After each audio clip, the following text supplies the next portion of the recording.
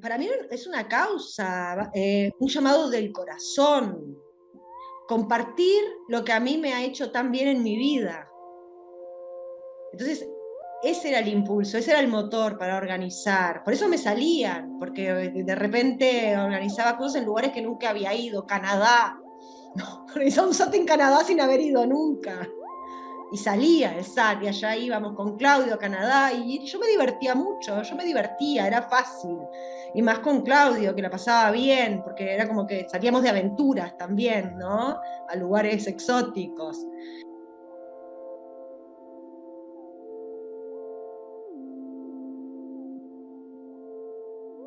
Hola Karina, ¿qué tal estás? Hola Lorenzo, ¿qué tal? ¿Cómo estás? Feliz de volver a verte. Después de unos añitos, sí, lo teníamos esto programado tiempo atrás. Yo también, muy contenta y me siento muy... Es un honor poder estar en esta conversación contigo. Gracias por la invitación. Un placer. De hecho, la última imagen que tengo tuya en presencial fue en un SAT 5 de la mano de Claudio Naranjo, en la que Claudio te dijo, venga, lía la parda y pon a todos estos patas arriba, y en un pispás la que liaste. Sí, me acuerdo, me acuerdo. Me acuerdo de ese SAT. Es muy, muy lindo, la verdad que fue un momento precioso, de los momentos que atesoro. Sí. Sí, sí. Yo es que además como si estaría viviéndolo ahora. O sea, me acuerdo perfectamente toda la energía que había, cómo subiste la energía, como todo, toda la carpa, que era una carpa, ¿no? Se vino arriba y qué maravilla, como qué capacidad tienes de mover. Bueno, la verdad que el movimiento, el trabajo corporal dentro de lo que es el programa SAT fue de lo que más he hecho a lo largo del tiempo. Sí, y eso fue bien curioso porque yo estaba trabajando y sigo, ¿no? Pero ese momento estaba como elaborándolo con el tema de la performance. Ujú. Entonces, estuve en conversación con Claudio, sí, voy a hacer una performance, Claudio, y me preparé para la performance, y esa fue un poco la performance, que era un trabajo muy espontáneo, muy sobre lo que estaba pasando en el momento, y tuve mucha suerte porque era el final de un SAT, que estaban todos ya muy arriba, digamos, ¿no? Muy abiertos. Y me acuerdo que Claudio dice, bueno, ahora Karina va a hacer su show. El show, y fue un poco un show, en el sentido de que esto del trabajo de performance da para mucho. Sí. Y me acuerdo que Claudio bailó ese día, de repente tenía esas cosas de que lo veías y se paraba y bailó, qué bueno, qué bueno, sí. De hecho, tú tuviste una relación muy intensa con Claudio. Cuéntanos un poquito cómo le conociste, cómo llegaste a él. Wow, bueno, me remonto hace bastante tiempo atrás. Sí, la verdad que sí. Sí, Lorenzo, que tuve una relación muy intensa con Claudio, muy cercana. Para mí Claudio fue una persona clave en mi vida. Eh, lo conocí, mira, fíjate, el otro día estaba acá y hace 2 noches atrás con Mauricio, el padre de mi hijo, y rememorando, me dijo, creo que nunca le había contado que yo a Claudio lo conocí en Chiapas, en San Cristóbal de las Casas, y básicamente lo conocí en una experiencia con medicina, porque yo estaba en el SAT, no había terminado, pasaba el SAT 3 Ujú. y justo llegué a Chiapas a colaborar en una ONG y terminé colaborando en un SAT con Consuelo, con Tony Aguilar, con Catalina, con Gerardo Ortiz. Y fue tan bonito, me sentí tan parte del equipo que llegaba Claudio en ese momento a dar un SAT 4, el cual yo, sin haber hecho el SAT 3, igual me iba a saltar y iba a participar en el SAT 4, ya que estaba en Chiapas, no en México. Entonces, directamente, al otro día ya hicieron una experiencia y me invitaron. O sea que yo a Claudio, la primera vez que lo vi fue en experiencia. Y estaba acordándome de esto, se lo estaba contando. Imagínate que ya fue intensa desde el principio. Y después así muchos años de poder compartir con él, y sobre todo porque yo me fui a California, estaba mucho en California, entonces ahí ya era también más fácil. No había tanta gente alrededor, lo tenía un poquito más para mí. le tocaba la puerta de la casa, me metía para adentro, todas esas cosas, el hecho de estar lejos de España, en un lugar diferente, en fin. Y de lo que aprendiste de él, de su presencia, de todo lo que se traspasa muchas veces, como él decía, por ósmosis, ¿qué es con lo que te quedarías del aprendizaje con Naranjo? Bueno, lo que aprendiste de él, de su presencia, ¿m? Esta palabra, la presencia, me llega, porque la presencia de Claudio era una presencia muy... Su presencia ya era transformadora en sí misma. Yo creo que esto es lo que me llevo, el amor de Claudio, sí. Bueno, porque después te puedo decir, enneagrama, pero esa presencia aparte incondicional en un punto no, incondicional, porque una presencia amorosa incondicional. Mm, Ujú. sí. Y que de hecho te llevó también a estar tan presente que incluso organizaste varios SAT. ¿Cómo se hace esto de organizar una cosa tan gorda y tan importante?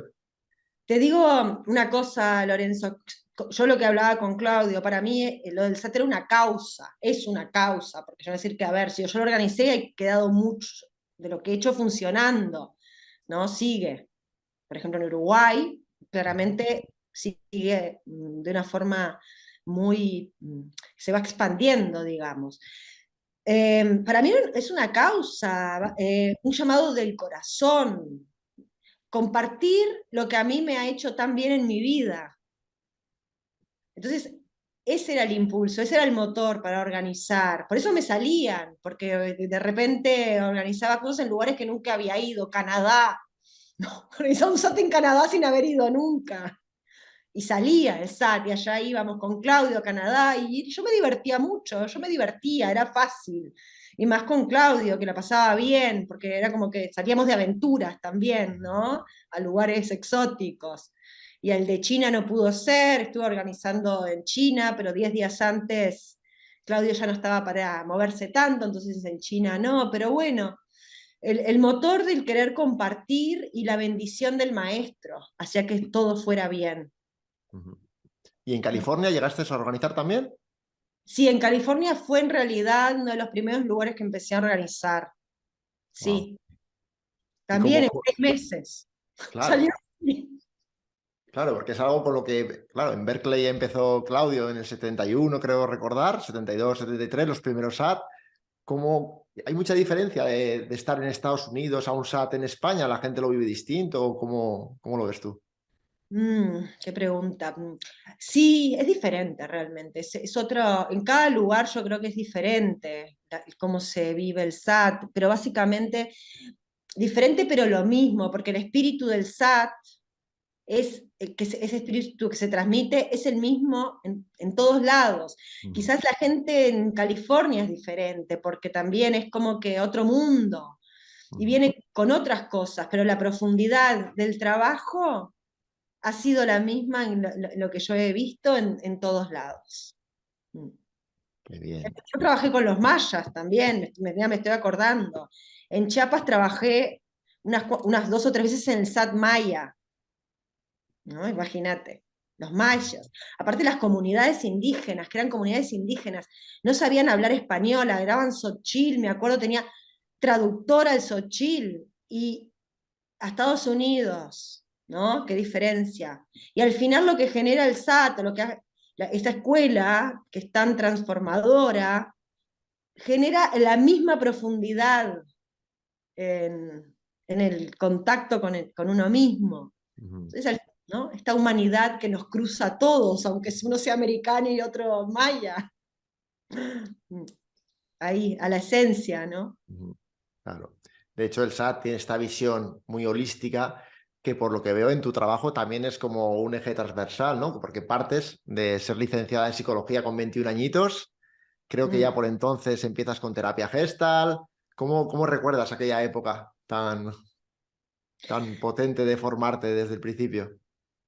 Bueno, mirá, yo estaba entre periodismo, arte y psicología y empecé muy temprano mi terapia a los 16 años por un, por un test vocacional y ya después me gustó esto de andar hablando tanto, porque hacía psicoanálisis, ¿no? Me gustó, lo necesitaba y ya desde ahí seguí.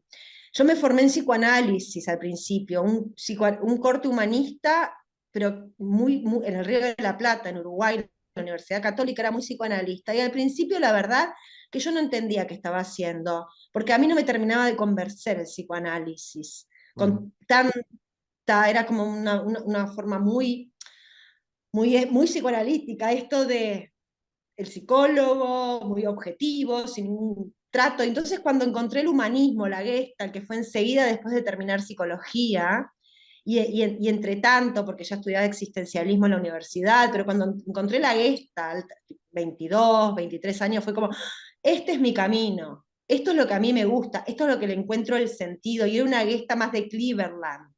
Cuando yo ujú. empecé a estudiar Gestalt era ese tipo de Gestalt, en Uruguay. Y la verdad que de la mano del arte, terapia, porque ya me dedicaba al arte, entonces dije, y encontré que existía algo que se llamaba arteterapia. Y ahí todo empezó como que este rompecabezas, este camino que se empieza a armar, ¿no? Al ir caminándolo, y para mí con la terapia, la psicología fue esto, la Gestalt, el humanismo, la psicología transpersonal, todo se iba abriendo en mi camino a medida que iba transitándolo. Ujú, Y así fue mi empezar, hace un ujú. tiempo atrás, digamos.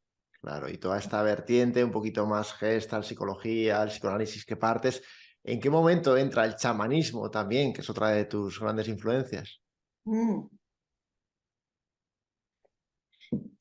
Sí, mira, el chamanismo, ya siendo pequeña, digamos, bueno, ya en la universidad a los 18, 20 años, empecé con una historia.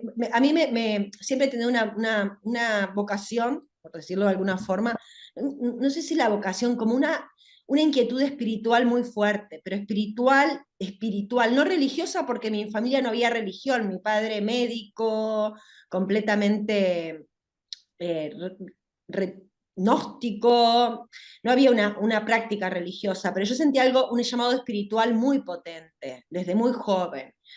Eh, y este llamado se convirtió en la búsqueda de diferentes formas de contactar con la realidad, 20 años. Y ahí me llegó por primera vez la ayahuasca. ¿Mm? El llamado para ir a hacer ayahuasca, que no lo cumplí en ese momento, el daime, porque no estaba preparada. Pero yo lo sentí desde muy joven el tema de la medicina. Y ya después, unos años luego, que habrán sido 7, 8 años, ya empecé primero que nada, con los yipigos en la selva. Fueron mis primeras experiencias. Sí, muy interesantes. Después ya con Daime, después, desde ese momento hasta ahora, bueno, Ujú, transitando experiencias diferentes y diferentes formatos ceremoniales, digamos. Pero sí, ese fue un poco el ujú, llama de la ayahuasca. ujú. Y con todo este trabajo personal, tan holístico como decía al principio, ¿qué es lo que dirías que más te ha cambiado radicalmente en tu carácter? La Karina que recuerdas con 20 años en la universidad a la Karina que ves hoy, ¿cuál crees que ha sido lo principal de tu evolución?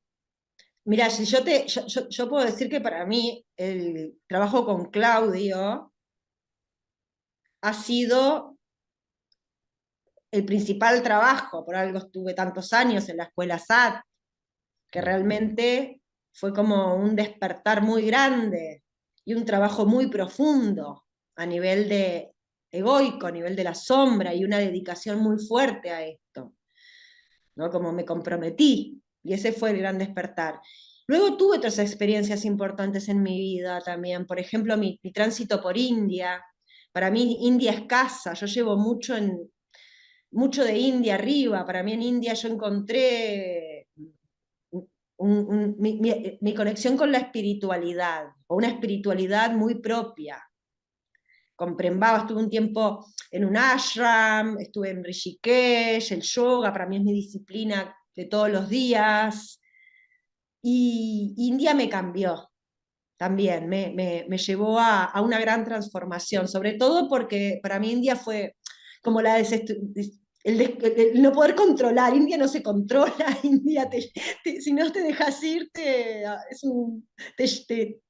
pasa por arriba. Entonces, para mí India fue soltar todo el control y entregarme a la vida. Entonces, siento que fue importante, mis viajes por India. Ujú. De hecho, claro, una de las cosas que también has practicado mucho es el yoga y la meditación. ¿En qué momento la yoga y el meditación entran en tu vida y qué parte de la meditación sigue funcionando en esta aquí y ahora? Bueno, sí, yoga y meditación son dos disciplinas importantes. Te diría que yoga es la que más practico. Entran básicamente, sí, hace años atrás, eh, fue un llamado el yoga, también una vía de trabajo personal, y lo he practicado 20 años. Desde ese entonces, para mí es mi práctica espiritual más importante, donde estoy en contacto conmigo, con mi cuerpo, me alineo, ¿Mm? Y la meditación sí, pero estoy practicando menos en este momento, en Ujú. realidad. Menos meditación de lo que hubo un tiempo que practiqué, que también era muy dentro de lo que era el trabajo con Claudio, la meditación, un eje muy importante. Y creo que después de años de practicar meditación, lo que siento que hay un observador interno muy potente. Ujú. Eh, y lo que más practico cuando practico es Goenka, es Vipassana, que yo estuve haciendo los retiros con Goenka, y esta visión de la respiración, esta atención en la respiración y este contacto con las sensaciones. Bueno, no sé si te contesto. Sí, sí. Y en este trabajo personal que también comentas y de los SAT también, ¿qué papel jugó el propio eneagrama en sí mismo cuando descubriste la herramienta, cuando te viste desde tu carácter? ¿Cómo ha sido transitarlo desde el punto de vista del eneagrama? Wow, qué pregunta, Lorenzo, porque una de las cosas que más me cambió, volviendo a lo que me habías preguntado antes, fue mi contacto con el eneagrama, con mi carácter. Yo me acuerdo que el introductorio, que también eso es de la vida, yo terminé en la Casa Grande hace tantos años atrás y fue como, ¿por qué terminé ahí? ¿Cómo me llevó la vida ahí, no? Esta búsqueda continua, búsqueda, porque realmente he sido buscadora, buscadora desde ahí, antes de irme de mi país y después.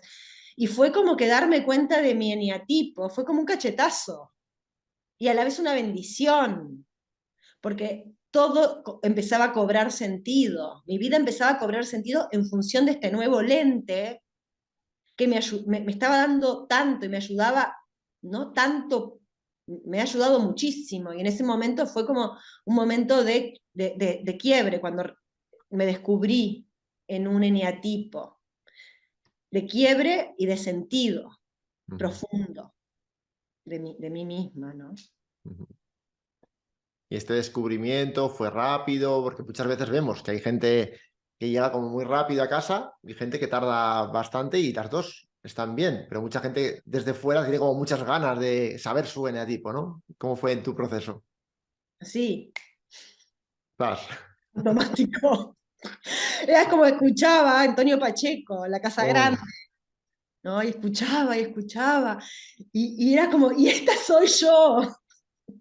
Sí, un reconocimiento automático. Y me lo tomé muy a la tremenda, me lo tomé como, bueno, ahora tengo que cambiar, un poco como una cruzada, ¿no? Que ahora eso cambió un poco, soy más flexible conmigo misma. En ese momento es no poder, ya está. Y esto de que también esto fue muy profundo en el sentido de darme cuenta cómo me estaba haciendo daño a mí y a Ujú, los demás. ujú, Cómo me estaba perdiendo de mí misma y de los demás. Y los demás, básicamente, mi hijo, porque yo tengo mi hijo de 5 años, el más grande, que ahora tiene 23. Entonces fue como que, wow, cómo estoy también de alguna forma influyendo en la vida de mi hijo. Entonces eso sí, sí, hay que cambiar, como muy claramente. Bueno, Ujú. una bendición el eneagrama en mi vida. Así es. Y la maternidad, nuevamente, te pregunto, como ya desde la maternidad, ¿qué cambios produjo en ti? ¿O cómo te enfrentaste primero a la maternidad y cómo lo vives ahora? Claro, ¿no? Porque yo, como digo, yo soy la madre Claro. eterna, tengo hijos desde que me conozco. Eh, Sí, fui madre joven, con 24 años, y siempre me puse a mi hijo bajo del brazo y vamos al mundo a hacer. Y en este último, básicamente, Santi, que tiene 8 años, el otro tiene 23, Santi 8, para mí la maternidad ha sido un gran aprendizaje y todavía lo sigue siendo. Aprendizaje en todos los sentidos, de estar presente para mis hijos, estar presente conmigo misma y con ellos, para ellos. Y bueno, estoy muy contenta, la verdad, muy feliz de ser madre, muy feliz de las diferentes etapas de la maternidad, porque ya tengo un hijo de 23 años, que tengo unas conversaciones y un contacto y estoy como, wow, qué hijo que tengo, gracias. Está este ser tan maravilloso al lado mío y que está bien, que él está bien, lo veo contento, tenemos una muy buena relación y me relaja muchísimo. Y al chico, a Santi, que todavía estoy en este proceso de maternaje más continuo, digamos, porque es un niño, necesita mi total atención. Y ahí estoy, y muy diferente ya al maternaje con mi primer hijo, diferente en el tiempo. Y también estoy contenta porque estamos viviendo en Ibiza y Santi está yendo a un proyecto educativo y ya como todo eso, los sueños de vivir una vida con mi hijo yendo a una escuela como muy consciente, ya están plasmándose en la realidad a través de la educación de Santi, en la isla, en la naturaleza, eligiendo un estilo de vida y un estilo de crianza. Ujú, Ahí estoy. ujú. Y en estas diferencias que ves en tu propio maternaje, ¿no? De cuando te rebobinas y cuando te ves ahora, más allá de la isla, más allá del proyecto educativo, en ti misma, como mamá, ¿qué rasgos crees que han ido evolucionando? Ay, qué pregunta, Lorenzo. Qué pregunta, porque digo, yo la verdad que te digo que para mí es un desafío continuo la maternidad y Lo sé. extendida en el tiempo, ¿eh? Tan extendida. Y yo creo que simplemente lo que más ha evolucionado es la capacidad de sostener Ujú. y de estar y y de gestionar. No sé si esto te contesta. No sé si evolucioné tanto como. No me puedo ver en este momento cuál ha sido la evolución exacta. Sé que cuando hice el SAT, en aquel momento me recuestioné cómo es mi calidad de tiempo, que jugaba más con mi hijo, que jugara más con mi hijo, que estuviera más presente.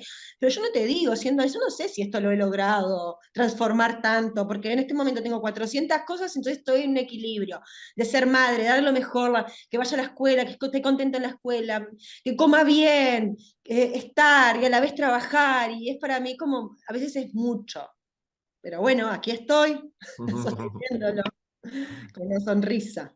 Mm. Y en una de estas 400 cosas que comentas, creo que una muy importante es lo de Be Meet Global, ¿no?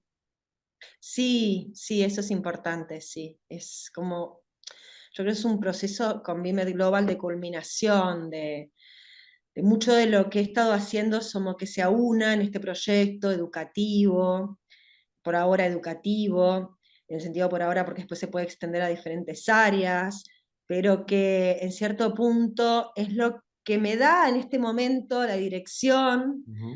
en este compartir, y tiene que ver con los psicodélicos, tiene que ver con formación, tiene que ver con transformación, con aunar diferentes mundos en los que he estado involucrada, el mundo psicodélico californiano, la universidad, el mundo de Claudio, lo aprendido allí, y es como una síntesis que estoy pariendo, por así decirlo, porque esto está naciendo, nace a partir de la fundación Beckley Med, y es una spin-off que se abre en cierto punto y se convierte en este centro educativo.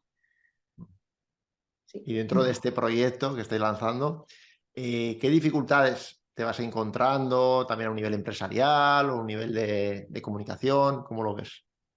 Bueno, yo te comento que justamente yo me he dedicado desde los 20 años, porque yo salí en Uruguay, que ahí no tenés que hacer máster para trabajar, empezás a trabajar en la parte clínica, desde los 20 años hasta ahora, y he sido, digamos, terapeuta, psicóloga, como, ¿no? Y ahora me encuentro en la parte más empresarial, y es todo un Ujú, desafío también, aunque también cuando organizaba las cosas con Claudio, había ya entrado y he tenido algunos centros, he tenido también, pero ahora es como más, es que esto es como un desafío más empresarial, estoy manejando muchas cosas y sí que me saca un poco de la zona de confort. ujú. ¿No? Lo voy haciendo, ese es el gran desafío, manejar equipos de comunicación. Es curiosa tu pregunta, Lorenzo, como si yo te hubiera hablado de esto antes, no te he hablado, no hemos compartido esto que estamos hablando ahora, no lo hemos compartido antes, porque me estás preguntando algo que justamente, Ujú, sí, esto de la gestión de tantos vectores, porque no es solamente los profesores, sino que también es una web, también es una forma de comunicar, también es una producción. Y es muy ujú. interesante este nuevo desafío. Efectivamente. Es que creo que pasa, ¿no? Cuando terapeutas estáis solo haciendo de terapeutas, claro, es una historia en la cual hay como una cierta vocación o una vocación tremenda y lo dais todo ahí, pero claro, cuando de repente el proyecto pasa a otro nivel, de repente entran otros factores más terrenales o más administrativos incluso, o más de cómo conseguir clientes, algo tan básico pero tan difícil en el fondo, que claro, que no es tan fácil. Y parece que va a ser fácil y no. Hay que formarse y hay que rodearse bien. Y todo esto, lógicamente, pues te tiene que generar una cierta inquietud o un gasto energético también, ¿no? Sí, es mucho lo que estoy poniendo en este momento, es mucha energía, es mucha ilusión y es muy, pero de una forma también como Ujú, que este motor que te decía, la causa, yo creo que los psicodélicos en sí mismos ujú, son una de las herramientas de transformación más profunda, más potente, y creo que, y en este momento mundial, en esta crisis ecológica tan impresionante que se está dando, que ya es imposible no verla. Yo estuve en Uruguay ahora, hace 10 días atrás, y, a ver, nunca había visto la tierra quebrarse en dos porque hace 5 meses que no llueve, en un país que llovía. ujú. No lo sé, digo, esto no había pasado antes, es parte de la crisis ecológica, y esto es lo que me mueve a hacer esto, porque yo, por experiencia propia, porque lo he vivido, lo que han sido de transformadores los psicodélicos para mí. Yo te hablé, vale, te hablé de India, te hablé de la escuela de Claudio, pero bueno, si yo tengo que hablar de, sí, ahora, transformación total, para mí los psicodélicos han sido el catalizador el catalizador. Creo que por sí mismos igual no funcionan tanto que cuando estás en un proceso potente desde muchos lugares. Creo que son herramientas para trabajar también en conjunto con la terapia. Pero los psicodélicos son unas herramientas de transformación muy potentes. Yo creo que las herramientas más poderosas que tenemos como seres humanos en este momento, si queremos realmente, diría Claudia, salvar nuestro planeta, ¿no? Digo, este es el tema de que sí, que estamos en un momento crítico de crisis y de que se hunde el barco. Y bueno, eso es lo que me lleva a darle tanta energía y a estar ahí poniendo, porque creo que también es importante, mm, sí, herramientas para poder trabajar con ellos, herramientas de personas que hace tiempo que las están transitando, para todas esas generaciones nuevas que están llegando y que tienen tanto interés. Ujú. Mm. Muy bien, Karina. Y ya para ir terminando, ¿dónde te imaginas dentro de 3, 4, 5 años? ¿Cómo crees que será tu vida? Wow, Lorenzo, qué pregunta. Tú sabes que eso lo dejo a la vida porque básicamente estoy como mucho en este momento de ir construyendo, de proyectar, pero que hasta cierto punto. de que no sé dónde voy a estar dentro de 5 años realmente. La verdad que no lo sé, puedo estar en Ibiza, puedo estar en Uruguay. Lo dejo abierto a que el camino se vaya haciendo al andar, porque lo que me ha pasado es que el camino me ha dado más de lo que yo he esperado. Entonces, ¿qué sorpresas tendrá? Para bien, pero ¿qué sorpresas? No me las puedo imaginar. Entonces, las abro. Ya. Igual dentro, nosotros cuánto fue que nos encontramos la última vez? Hace como 4 años ya, 4 o 5. Bueno, de 4 o 5 años hablamos de nuevo y ya nos... Antes te pillaré por banda. Muy, muy bonito. Fantástico, Karina. Pues nada, cuéntanos a la audiencia dónde te pueden encontrar. ¿Dónde me pueden encontrar? Bueno, me pueden encontrar por la web de BMED Global, BMED Global, o por mi web, que es un poco más complicada porque es Art Transfer Therapy, todo con guiones. Bueno, pero ya si me quieren encontrar, me van a encontrar seguro. Perfecto, Karina. Pues muchísimas gracias por tu entrega y todo lo que nos has compartido. Bueno, gracias a ti, Lorenzo. Me gustó muchísimo esta conversación contigo. Un Gracias placer. por la invitación. La siguiente la haremos en vivo y en directo, en carne y hueso, seguro. Seguro. Una alegría. Un Chao. abrazo, Karina.